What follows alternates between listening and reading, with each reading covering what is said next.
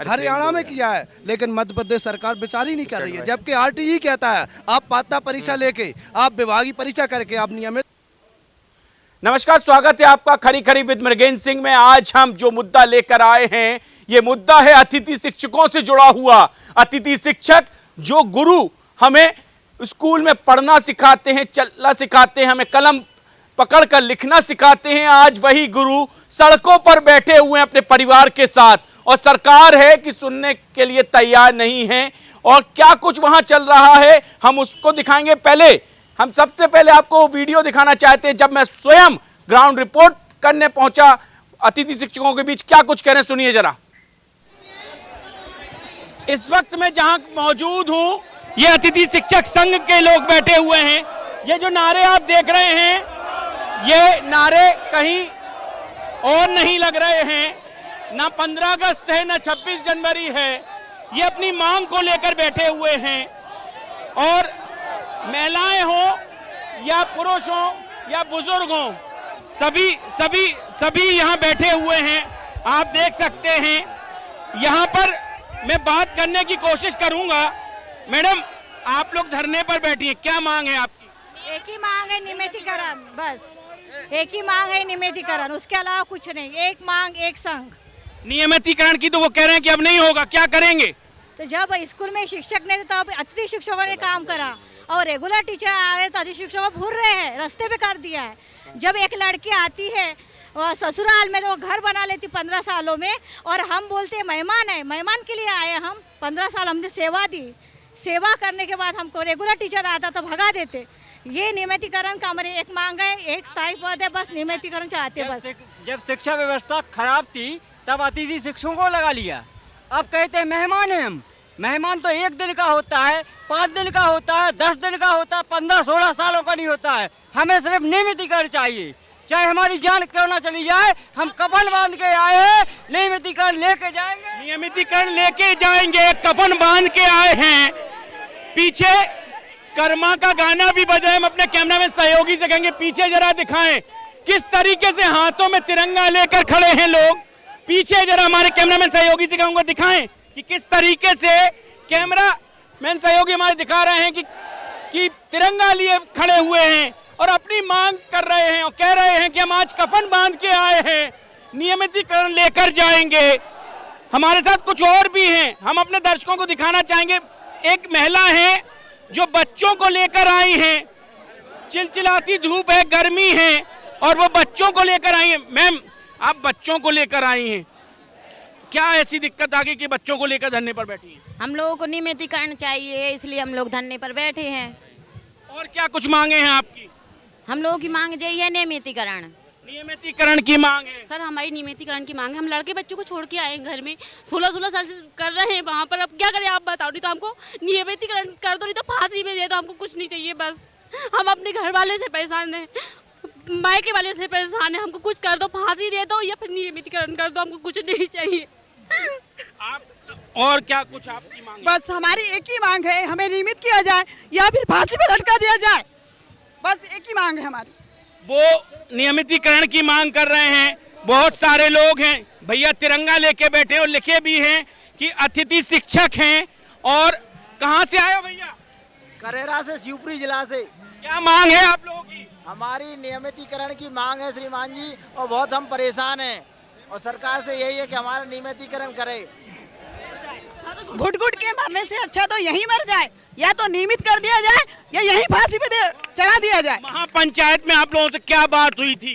महापंचायत में बात हुई थी कि पद स्थायी होगा, नियमितीकरण होगा, जिसका कोई भी पालन नहीं किया गया है। शिवराज जी से आप लोगों ने अभी कुछ वीडियो आए थे, बातचीत हुई थी आपके संग की, क्या बोले वो? बिल्कुल हुई है। शिवराज जी बोले थे कि हम आपकी मोहन जी से बात करेंगे और आपकी विभागीय परीक्षा कराने का पूरा प्रयास करेंगे। और बाद इस वक्त क्या कुछ वहां पर घट रहा है, रात में वहां पर अतिथि शिक्षक बैठे हुए हैं। आप हमारे दूसरे विंडो में देख सकते हैं कि हनुमान चालीसा का पाठ कर रहे हैं। क्या कुछ वहां का ताजा अपडेट है, हम अतिथि शिक्षकों के पास ही चलेंगे। सबसे पहले हमारे editor in chief Mrigendra sir भी हमारे साथ मौजूद है, उनके पास बाद में। मैम, क्या कुछ चल रहा है वहाँ पे ताजा? जी नमस्कार, मैं अति शिक्षक हूँ निवाड़ी जिला से। वहाँ पर हमारे अति शिक्षक भाइयों पर लाठियाँ चलाई जा रही है और उन्हें भगा दिया गया है। वो सिर्फ अपने हक की लड़ाई के लिए आए हैं। आज सरकार ने हम लोगों के साथ इतना धोखा किया, कुछ गलत तो कर नहीं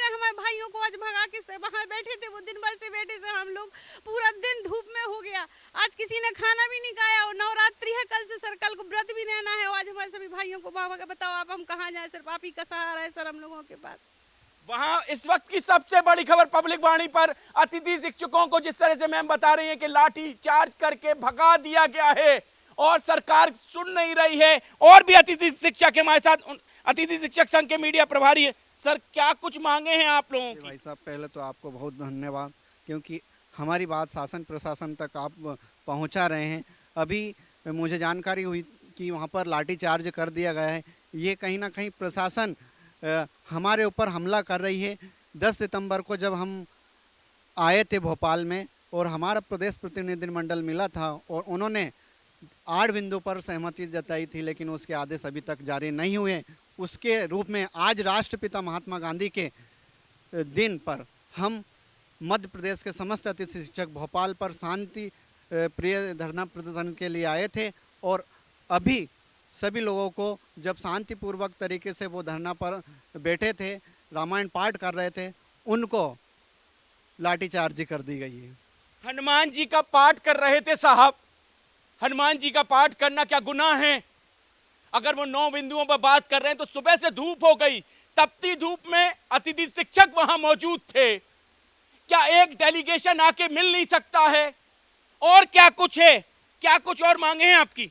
हमारी सिर्फ एक ही मांग है सर कि हमें नियमितीकरण किया जाना चाहिए। बस मेरा एक छोटा सा बेटा है 2 साल का, जिसे मैं फीड करती हूँ और आज मैं उसे घर पर छोड़ कर आई हूँ। वो मम्मी कह के करा रहा है, रो रहा है, मम्मा कब आओगी कब आओगी। हम अपना अधिकार लेने भोपाल की धरा पर आए हैं, पर हमारे माननीय मुख्यमंत्री जी को कोई इससे प्रभाव नहीं पड़ रहा है।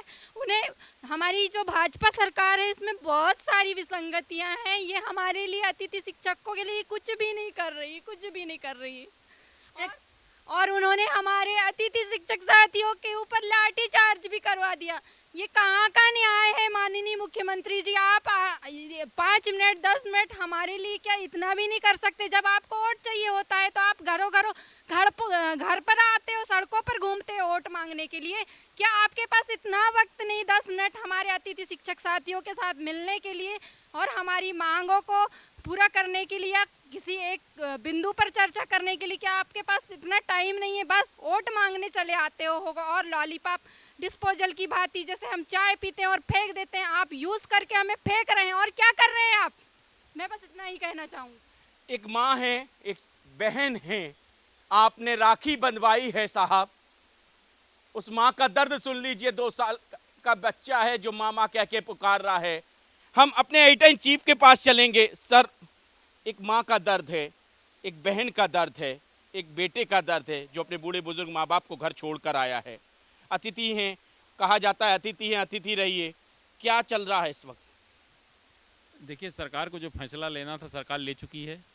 ये मैं कई बार अपने डिबेट में बोल चुका हूँ कि सरकार जो भी घोषणाएं करती है केवल चुनाव के लिए होती है, और चुनाव है नहीं तो 3 साल 3.5 साल तक कुछ नहीं होने वाला। जब चुनाव साल आएगा फिर लालीपाप दिया जाएगा, कहा जाएगा वोट दो, और आप लोग वोट दोगे, फिर उसके बाद कुछ नहीं होने वाला। मैं कहता हूँ शिवराज जी ने जो बात कही थी उसका पालन करना चाहिए। शिवराज जी कोई कांग्रेस के तो मुख्यमंत्री थे नहीं, भाजपा के मुख्यमंत्री थे। जो उनने कहा, जो घोषणा की थी उसका पालन होना चाहिए। और ये सरकार बनी है भारतीय जनता पार्टी की है, तो भारतीय जनता पार्टी के तत्कालीन मुख्यमंत्री ने जो भी वादा किया हो उसको पूरा किया जाना चाहिए। क्योंकि 75,000 करीब हमारे जो अतिथि शिक्षक भाई बहन हैं, ये आज 15 साल की नौकरी के बाद कहाँ जाएंगे? ना इन्हें कहीं नौकरी मिलने वाली है और ना कहीं और कुछ मिलने वाला है। तो आप इतने पद खाली पड़े हो, आप क्यों नहीं पदों को सृजित करके इनको नियमित कर सकते हैं? आप रोज़ नई भर्ती कर रहे हैं तो वो भर्ती भी नहीं हो पा रही, कहीं ये गड़बड़ी हो रही, कहीं ये गड़बड़ी हो रही। तो जो पढ़ा रहे हैं कम से कम उन्हीं को नियमित कर दीजिए कि आप नियमित रहिए और लगातार पढ़ाइए। भाई, इसके पहले जब शिवराज जी मुख्यमंत्री बने थे तब तो कांग्रेस पर आरोप लगाते थे कि शिक्षक नहीं है, आ रहे हैं, उनको कितना वेतन मिल रहा है, कोई शिक्षक है नहीं, हम शिक्षक नियमित कर रहे हैं। तो आखिर वो सब चीज़ें आपके इस समय में क्यों आ रही? जो आपने घोषणा की है उसका क्रियान्वयन करिए, यही मुख्यमंत्री जी से अनुरोध है। मुख्यमंत्री जी से साहब ने, जो हमारे एडिटर इन चीफ ने कहा, उसके बाद हमारे साथ और भी कुछ अतिथि शिक्षक हैं। आप कहाँ से हैं, क्या नाम है आपका? सर, मेरा नाम उज़मा खान है और मैं होशंगाबाद से हूँ। अतिथि शिक्षक हैं, क्या मांग लेकर आए हैं आप लोग? कब सुबह से बैठे हैं यहाँ? जी सर, सुबह से बैठे हुए हैं, इतनी तेज़ धूप हो रही थी उसमें भी बैठे हुए हैं। सर, हमारी एक ही मांग है कि अतिथि शिक्षकों को नियमितीकरण किया जाए। वो तो कह रहे हैं कि अतिथि अतिथि रहिए, घर में कब्जा मत करिए। जी सर, ये हमारे माननीय मतलब जो शिक्षा मंत्री हैं उनको बोलने में भी शर्म आनी चाहिए ये बात कि यदि अतिथि शिक्षक नहीं होगा तो ये मध्य प्रदेश के जो इतने स्कूल हैं वो चलेंगे नहीं सर। उन्हीं के द्वारा संचालित हो रहे हैं। बहुत सी जगह तो अतिथि शिक्षक सुबह जाते हैं, ताला खोलते हैं, शाम को ताला बंद करते हैं। जो वहाँ के परमानेंट टीचर है उनका पता ही नहीं रहता है, वो टाइम पे आते हैं, अपने टाइम पे पढ़ा के जाते हैं। अतिथि शिक्षक के कारण इतना अच्छा रिजल्ट आ रहा है, अतिथि शिक्षक के ही कारण इतनी अच्छी एजुकेशन मिल रहा है, मगर उनको शर्म आनी चाहिए इस बात पे, अपने बातों पे उनको सोचना चाहिए कि उन्हें गलत बोला है ये बात। अतिथि हैं, अतिथि रहिए, और नियमितीकरण अब सरकार नहीं करेगी क्योंकि आदेश जारी कर चुकी है। लेकिन आप लोग 10 तारीख को भी यहाँ आए थे, जब मैंने तब भी कवरेज किया था, तो तब कोई बात नहीं हुई थी कि आपकी?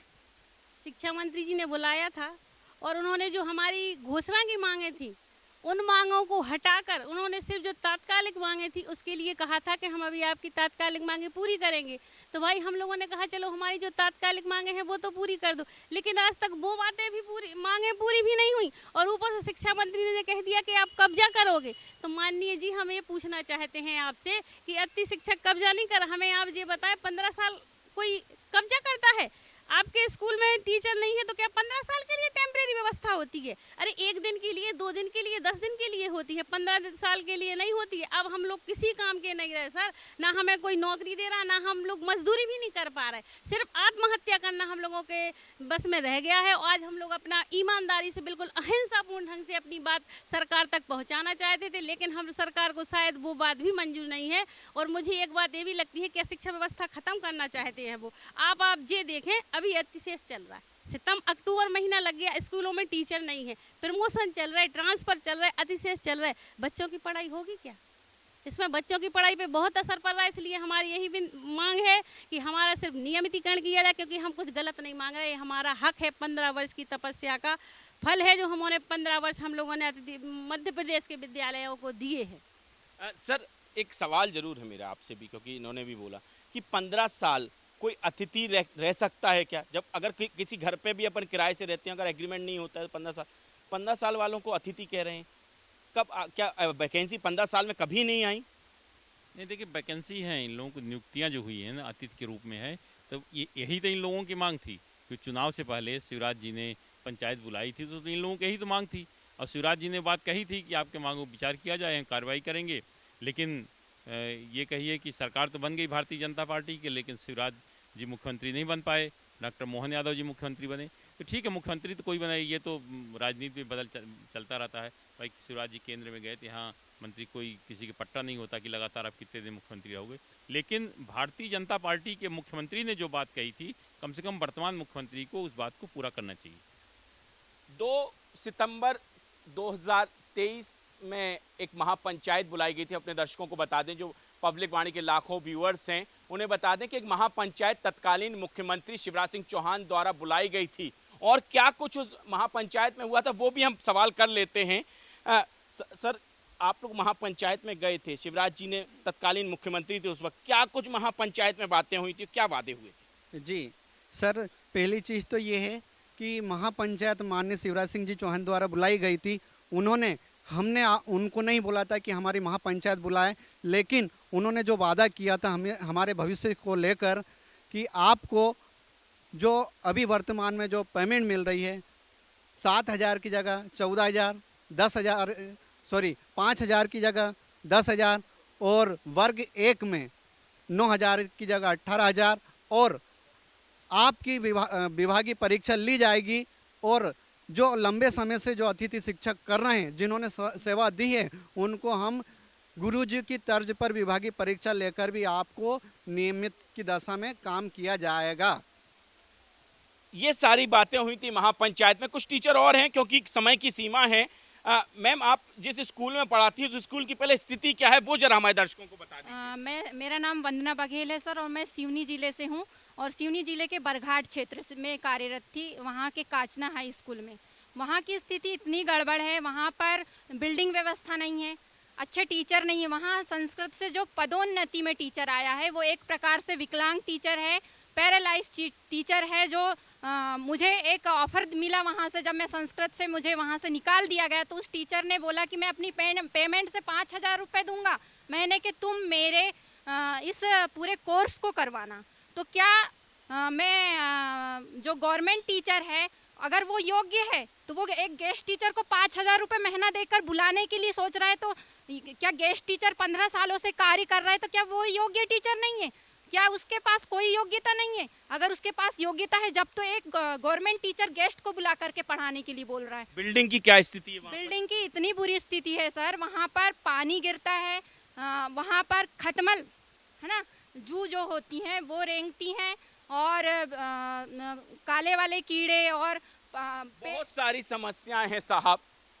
हमने एक बात जरूर कही थी आपसे कि हम रील नहीं रियल लाइफ दिखाते हैं, और आज वो दर्शा रही हैं शिक्षिका महोदय यहाँ पर बैठकर। आखिरी कमेंट के लिए हम जाएंगे क्योंकि हमारी समय की एक सीमा है। सर, आपने सबको सुना, नियमितीकरण की शिवराज जी ने महापंचायत बुलाई थी, वो भी जानकारी आपने सुना, उन लोगों की बात सुनी, यहाँ स्कूल के बारे में भी सुना। आखिरकार सरकार क्यों नहीं सोच रही है? क्या सिर्फ वोट बैंक ही ये इन लोगों के लिए सीमित है? इनके बारे में सोचना क्या जरूरी नहीं? क्योंकि अगर टीचर वो कह रहे हैं अगर हम स्कूल नहीं खोलेंगे तो स्कूल नहीं खोलेंगे, बच्चों का भविष्य के बारे में सरकार नहीं सोच रही क्या?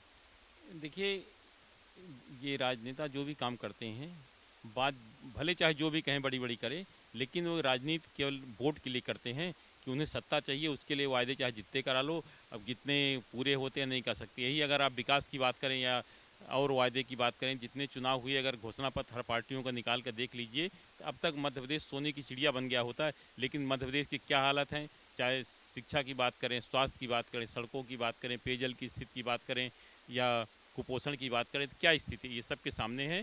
तो ये कि केवल जो घोषणा पत्र बनाया जाता है चुनाव जीतने के लिए, उसके बाद चुनाव जीतने के बाद सभी सरकारें कोई भी किसी भी स्टेट उठा के 4 साल उनको जनता का ध्यान नहीं रहता। जब 5वीं साल आएगा फिर हम घोषणा करके चुनाव जीत जाएंगे और जनता हमें वोट देती रहेगी। सर, एक और सवाल, जिस तरीके से जो योजनाएं बन रही हैं, तो क्या हरा हरा सिर्फ अधिकारी एसी में बैठकर दिखा रहे हैं माननीयों को, तो उस हिसाब से बना दी जाती हैं? निश्चित रूप से जो योजनाएं बनाई जाती हैं तो हरा हरा दिखाने की बनाई जाती। आप वास्तविकता चले जाइए ना, आप स्कूल के बोलते हैं हर प्रदेश के सभी स्कूलों के भवन हैं अपने, आप जाकर देख लीजिए कितने भवन हैं। सड़कों की क्या हालत है, कितने पैसे खर्च हुए देख लीजिए। कहा जा रहा है कि नल जल योजना में हर घर पानी पहुंच गया, आप चले जाइए दिखाइए क्या स्थिति है। बिजली की स्थिति बोलते हैं कि हम 24 घंटे बिजली दे रहे हैं, आप शहर में देख लीजिए क्या स्थिति है।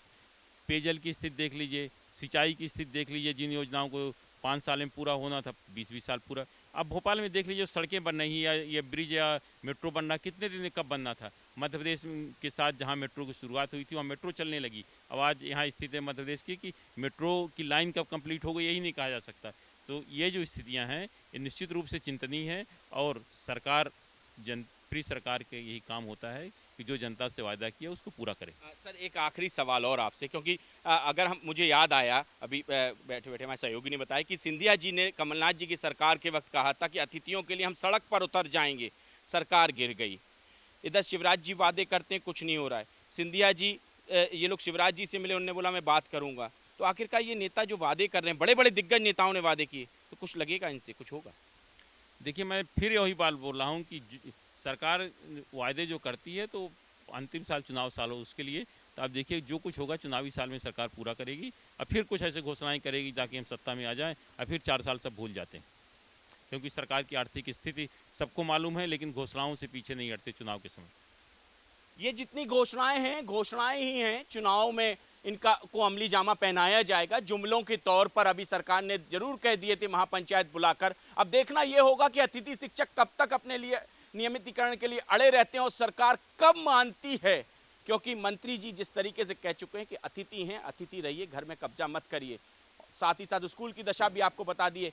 कल हम फिर मिलेंगे किसी और नए विषय पर, क्योंकि हम हैं जनता की आवाज़, क्योंकि हमारा नाम है पब्लिक वाणी। और हमारे चैनल को सब्सक्राइब करना मत भूलिएगा और कमेंट करके जरूर बताइएगा कि इन अतिथियों का कहाँ दोष है, कहाँ उनकी बातें नहीं सुनी जा रही हैं। कुछ कमेंट करके जरूर बताइएगा। नमस्कार।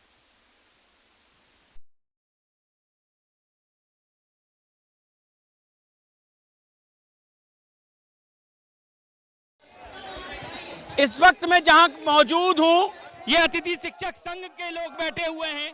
ये जो नारे आप देख रहे हैं, ये नारे कहीं और नहीं लग रहे हैं। ना 15 अगस्त है, ना 26 जनवरी है।